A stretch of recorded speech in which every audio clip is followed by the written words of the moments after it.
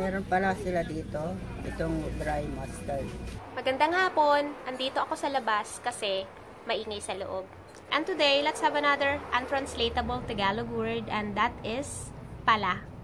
Pala.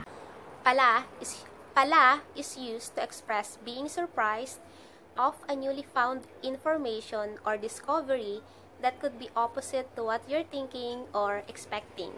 And I just want to add, be careful how you pronounce the word, because if you say pala, pala means shovel, and we're talking about pala. Pala.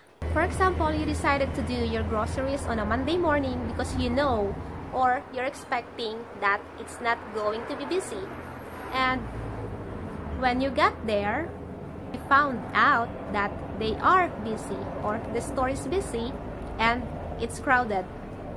Busy pala sila. Busy pala sila. If you say busy sila, they are busy. But if you say busy pala sila, I didn't expect that they are busy.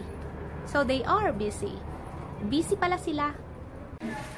May tang pala sila dito. May tang pala sila dito. I didn't know. Meron pala sila dito, itong dry mustard. Wala ka na palang tseke, mama? Wala na. So, kailangan mo na palang mag-order? Wala na pala. Wala na pala. Wala na pala siyang tseke.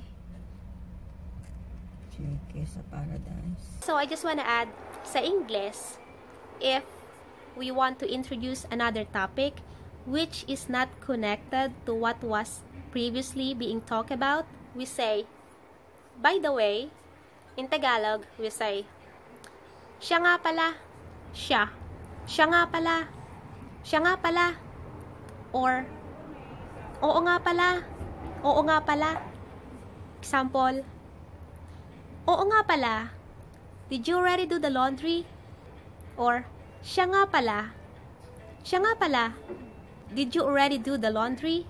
Another example, for some reason, panandalian mong nakalimutang ipakilala ang taong kasama mo. And you wanna say, oh yeah, by the way, this is Anna. Siya nga pala, ito si Anna. Or, oo nga pala, ito si Anna. Oo nga pala could also mean, you know, if you forgot to do something and someone reminded you of the task you forgot to do, and you wanna say, oh yeah, I forgot. Oo nga pala, nakalimutan ko. Oo nga pala, I forgot. And last one, even with things or items that you forgot, oo nga pala, yung cellphone ko, it's in my room. I can't go without it. At gaya ng lagi kong sinasabi, don't forget to check the description section sa ibaba.